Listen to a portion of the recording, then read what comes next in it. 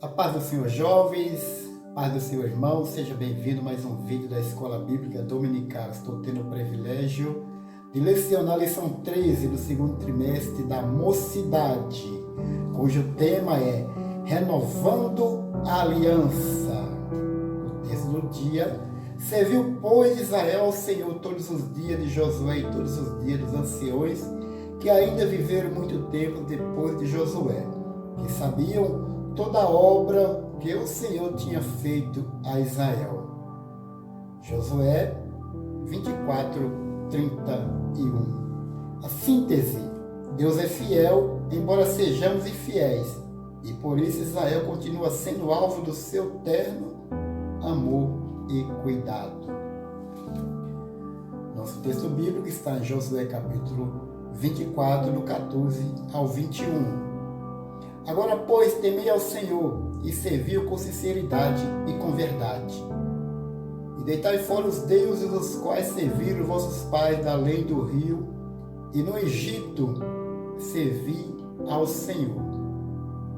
Porém, se vos parece mal aos vossos olhos servir ao Senhor, escolhei hoje a quem servais. Se os deuses a quem serviram vossos pais, que estava da além do rio, ou os deuses dos amorreus, em cuja terra habitais. Porém, eu e minha casa serviremos ao Senhor. Então respondeu o povo e disse: nunca nos aconteça que deixamos o Senhor para servirmos outros deuses. Porque o Senhor é o nosso Deus, Ele é quem nos fez subir, a nós e a nossos pais, da terra do Egito e da casa da servidão, e o que tem feito estes grandes sinais aos vossos olhos, e que nos guardou de todo o caminho que andamos entre todos os povos pelo meio dos quais passamos. O Senhor expeliu diante de nós toda essa gente e até o amorreu, morador da terra. Também nós serviremos ao Senhor, porquanto é nosso Deus. Josué disse ao povo: não podeis servir ao Senhor, porquanto é Deus santo, é Deus zeloso, e não perdoará a vossa transgressão, nem os vossos pecados. Deixando-vos o Senhor e servides a Deus estranho, então se tornará-vos por mal, e vos consumirá depois de fazer bem. Então disse o povo a Josué: antes ao Senhor serviremos. Aqui está agora a introdução. Depois de um tempo de paz vivido desde a divisão da terra, Josué convocou o povo para duas assembleias. A primeira ocorreu possivelmente em Siló, e uma despedida que exortou o povo para que não desistisse de possuir o restante da terra prometida e continuasse servindo ao Senhor. E a segunda ocorreu em Siquém, quando, depois de entregar a mensagem profética, Josué propôs que renovasse o concerto com o Senhor. Nas duas ocasiões, podemos ver o tom saudosista na seguinte frase: eis que eu vos vou hoje pelo caminho de toda a terra. Josué despede do seu povo e faz uma exortação: e agora deitai fora os vossos deuses estranhos que há no meio de vós, e inclinai o vosso coração ao Senhor, Deus de Israel. Então o povo renovou a aliança com Deus para em seguida sepultar Josué, marcando o fim de uma era de muitas batalhas e conquista. Tópico: primeiro, Josué reúne o povo em Siló. Josué reúne o povo e lembra de todo que já estava idoso e que não podia mais os liderar, e a sua partida para Canaã celestial estava próxima. Reconhecer a hora certa de começar e o momento de encerrar. O ministério demonstra sabedoria e intimidade com Deus, qualidades que todo líder deve ter. Segundo subtópico, Josué faz um discurso contundente. Josué, no alto do amor e zelo, exortou os hebreus e aconselhou que respeitasse as escolhas que deveria fazer quando de sua ausência. O bom líder sempre tem em visão dias futuros. Seu discurso já utilizou o início e a mesma força de macular que o Senhor lhe quando disse do seu chamado: esforçai-vos. Havia inimigos ao redor de outras terras para serem conquistadas. Depois Josué também os advertiu para que guardassem os mandamentos e amassem ao Senhor. Decisão indispensável para um líder próspero e feliz. E por fim advertiu que não aceitasse o casamento místico, ou seja, misto. Deus ama tanto seus filhos que sempre os alerta para que não sofra a consequência da desobediência. Terceiro subtópico: a justiça de Deus é implacável. No fim do discurso, Josué os lembrou de como nenhuma só palavra caiu de todas as boas palavras que falou-vos o Senhor, o vosso Deus, e todas sobrevieram. Nenhuma delas caiu uma só palavra.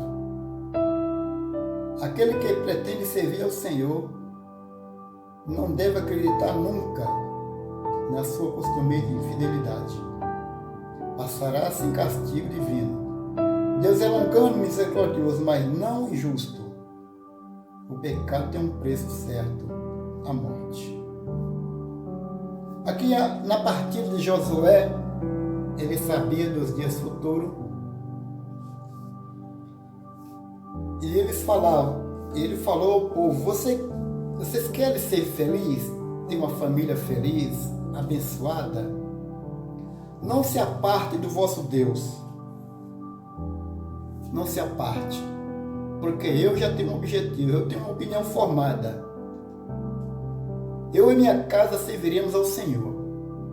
Nós não vamos sair pela aí batendo cabeça, procurando a quem servir, porque nós já temos o nosso Deus. Decisão sábia. Pois Salomão fala que o temor do Senhor é o princípio da sabedoria. Glória a Deus. Segundo tópico: a despedida de um líder. A aliança é renovada. Josué marcou outra assembleia, agora não mais para fazer o discurso de despedida, mas para trazer uma palavra profética. Assim diz o Senhor, o Deus de Israel. Então Josué narrou a história do povo hebreu a partir de Abraão, passando pelas trajetórias de Isaac, Jacó, Moisés e Arão, bem como lembrando os grandes feitos desde as pragas do Egito e a expulsão dos cananeus, sempre reforçando o fato de que foi o Senhor que concedeu todas as vitórias aos hebreus. Josué agora traz em mente a liderança que colocou ele num patamar elevado. Às vezes as pessoas, quando estão lá em cima, elas esquecem de quem pagou o preço, de quem orou por ela, de quem reconheceu que ela tem um talento, de quem viu ela pregando, ela louvando, ela ministrando, ela dando aula, e falou: esse rapaz, essa moça, esse senhor tem algo de Deus. Pagou o preço para ele estar lá. Josué não esqueceu aquele que começa por Abraão, por Isaac, Jacó, Moisés e Arão. liderança sadia, liderança que Deus levantou com vigor para liderar aquele povo. Josué, como líder, não poderia de citar esses nomes, pois foi através deles que Josué chegou a uma liderança maciça.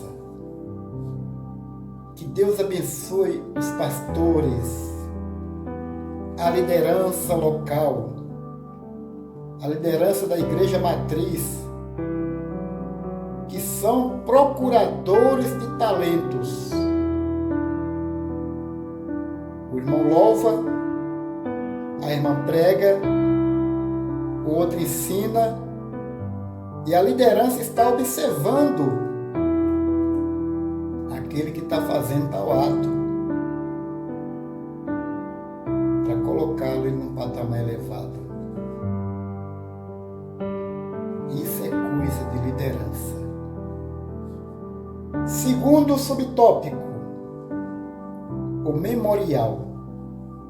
Concluída a profecia, Josué conclamou o povo a servir ao Senhor, como ele e a sua casa o faria. O povo aceitou de bom grado a proposta dele, renovando a aliança com o Senhor. Diante disso, Josué escreveu um pacto no livro da lei do Senhor, o de Deus, e tomou uma grande pedra e a erigiu ali debaixo do carvalho que estava junto ao santuário do Senhor. Os homens com frequência esquecem dos compromissos morais e espirituais formados, mas o Senhor nunca se esquece, pois nossas palavras ficam gravadas perpetuamente perante Deus. Josué marcou esse memorial solene ao erigir debaixo de um carvalho uma grande pedra, dizendo que ele serviria para prestar testemunho. É interessante como a gente tem uma tendência de esquecer as coisas boas que o Senhor faz nas nossas vidas, aquele testemunho, aquele livramento, aquela porta aberta, aquela profecia, aquela promessa de quando logo você aceitou Jesus, Ele te fez a promessa de você ser o vencedor. As coisas boas, as pessoas esquecem muito fácil. O homem tem uma tendência de guardar aquilo que lhe faz mal, que ele passou por uma dificuldade, uma trajetória, aquilo fez bem para ele, mas ele guarda. As coisas boas é fácil descartar, mas as coisas difíceis parece que fica impregnado na alma do homem. Ele tem uma tendência de esquecer as coisas boas e guardar as coisas ruins. Josué sabia muito bem disso e colocou uma pedra próximo ao santuário para que todo mundo olhasse aquela pedra e lembrasse dos feitos que o Senhor tinha feito, que tinha ocorrido com eles. Josué virou lendário. As crianças falavam: papai, aquela pedra. O pai tinha prazer de falar: aquela pedra, meu filho, é o memorial que Josué deixou, contando ali os feitos que o Senhor pelejou por nós. Há uma preocupação muito grande com os filhos nos dias de hoje. Os filhos crescem e já não tem mais aqueles compromissos com o Senhor, já não tem mais um testemunho.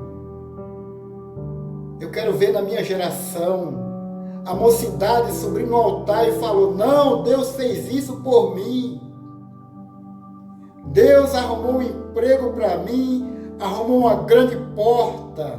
Deus me deu livramento. Eu quero ver isso nos dias de hoje, a nossa mocidade antenada no que o Senhor está fazendo. Não esquecer os feitos do Senhor. É isso que eu quero para a mocidade nos dias de hoje. Subir no altar e dar o testemunho de que o Senhor fez na vida dele e Deus está fazendo na sua vida. Tópico 3. Subtópico 3 é melhor. Josué e Eleazar morrem. A morte de Josué e o enterro dos ossos de José e o falecimento do sacerdote Eleazar põe um fim ao livro de Josué, encerrando de forma magnânima um ciclo áureo de muitas batalhas e conquistas. O escritor falou uma palavra muito bonita aqui, um ciclo áureo, um ciclo de ouro, de muitas batalhas e muitas conquistas. Terceiro tópico, um salto para o futuro. O renascimento de uma nação. No fim do século XIX, surgiu um movimento político nacionalista chamado sionismo, que pregava a volta do povo hebreu à sua terra.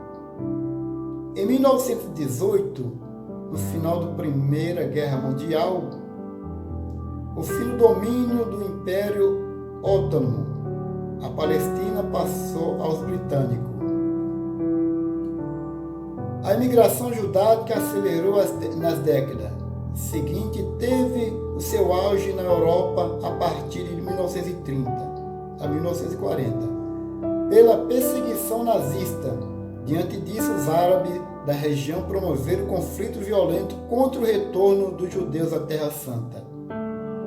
Em 47, porém, finda a Segunda Guerra Mundial. A ONU, numa sessão histórica presidida pelo brasileiro Oswaldo Aranha, que deu o voto de Minerva, aprovou a criação de 2 estados independentes, Israel e a Palestina. Os judeus aceitaram a divisão proposta, mas a liderança palestina e árabes não. David Ben-Gurion, em 14 de maio de 1948, declarou a independência do Estado de Israel. Hoje, o Brasil desfruta das bênçãos de Deus. O Brasil até diz um ditado por aí que Deus é brasileiro. Porque as mãos de Deus estão sobre o Brasil, exatamente por uma decisão de um homem por nome Oswaldo Aranha. Em 1948, eles tiveram ali uma sessão plenária e estava empatado. E ele seria o voto de desempate. Ele votou, ele deu o seu voto para que Israel e a Palestina fossem país independente. Isso foi muito bom. Muito bom, porque é a promessa de Deus, Israel ser nação. E por isso que Deus está com as mãos estendidas para abençoar o nosso país. Agora veja bem o que vem em seguinte, segundo subtópico. Guerras e conquista. No dia 15 de maio de 48, olha só, Egito, Síria, Líbano, Jordânia e Iraque atacam Israel e foram derrotados. Os descendentes de Jacó dominaram, além do seu território, mais da metade da área que pertencia ao Estado árabe. Faraó egípcio Herodes queria matar os bebês hebreus. E aqui os povos árabes tensionavam a destruir a nação apenas nos dias de existência. Porém, Deus mais uma vez guardou seus filhos. É interessante que Israel acabou de ser nação, logo 5 inimigos cruéis marcharam para cima de Israel para derrotar e acabar a nação.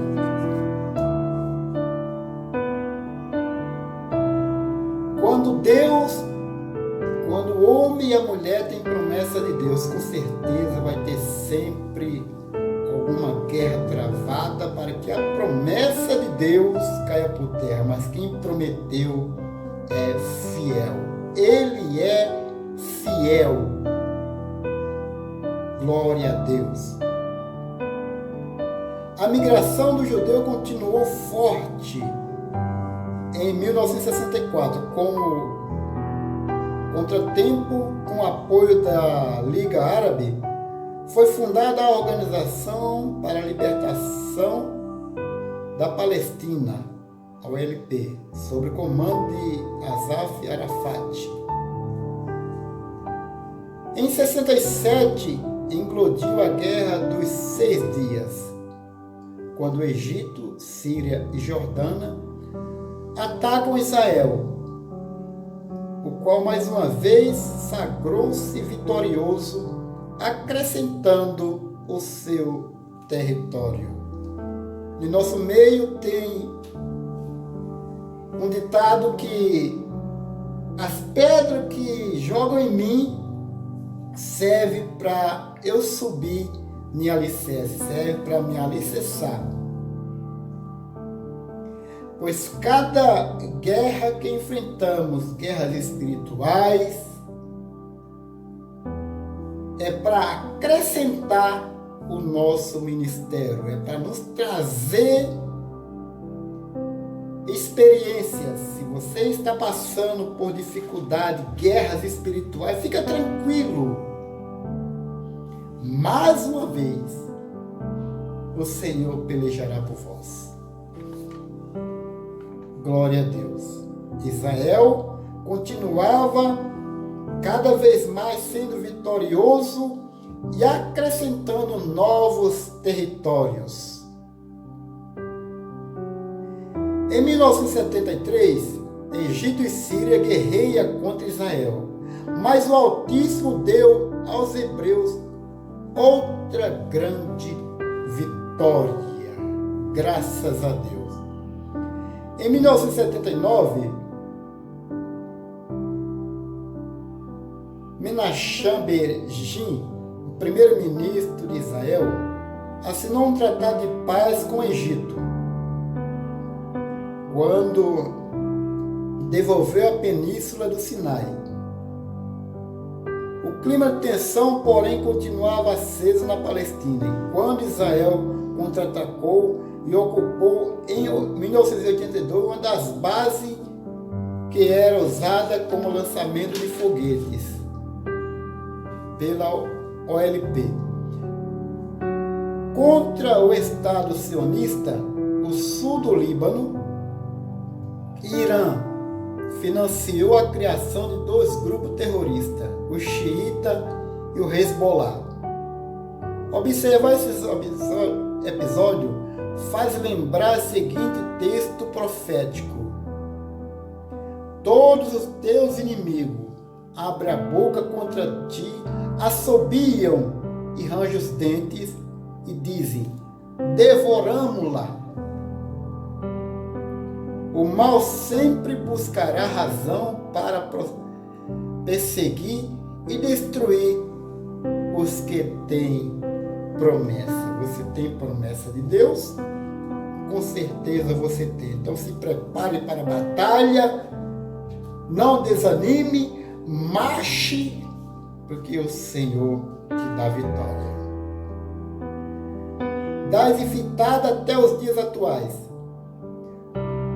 Até o momento já aconteceram 7 e fintadas, palavra árabe que significa agitação, levante e revolta, da população civil denominada Palestina contra o Estado de Israel.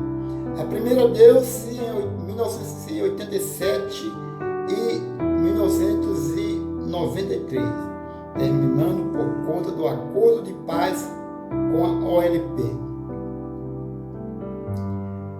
liderada por Arafat, quando o Yitzhak Rabin era o primeiro-ministro. Entre 2002 e 2005 aconteceu a segunda intifada, que levou a Israel em 2002, sob a liderança de Ariel Sharon, a construir um muro para proteger o seu território da fronteira com a Cisjordânia. Quando menos se espera, surge nessa região mais um ponto de tensão. Além do milenar desentendimento étnico, por causa dos conflitos do século XX, cerca de 700 mil palestinos foram expulsos de suas casas, os quais transformaram em refugiados nos países vizinhos. Eles e seus descendentes hoje somam cerca de 7 milhões de pessoas que se sentem injustiçadas. Daí a enorme dificuldade, essas tensões bilaterais para resolver antes da vinda do Salvador. Irmãos, nós vivemos em campos minados. Às vezes não explodem nossos pés, porque o Senhor é lâmpada para o nosso caminho. Nunca vamos viver nessa terra tempos tranquilos assim. Eu não devo mais me preocupar com nada. Sempre nós vamos ter batalhas espirituais. Não se iluda. O Senhor chamou-nos para a guerra. Aquele que vos chamou e vos alistou é fiel para lhe dar vitória. Conclusão. Josué e Eleazar partiram para Canaã Celeste, marcando o fim de um ciclo histórico. O futuro traria muitas surpresas, boas e más, sobre a vida dos hebreus até os dias atuais. Mas Deus nunca perdeu o controle da história. Parece até que estamos sozinhos e estamos descontrolados. Perdemos de vista, perdemos muitas das vezes a esperança, mas o Senhor não perdeu o controle da sua vida. Que Deus te abençoe.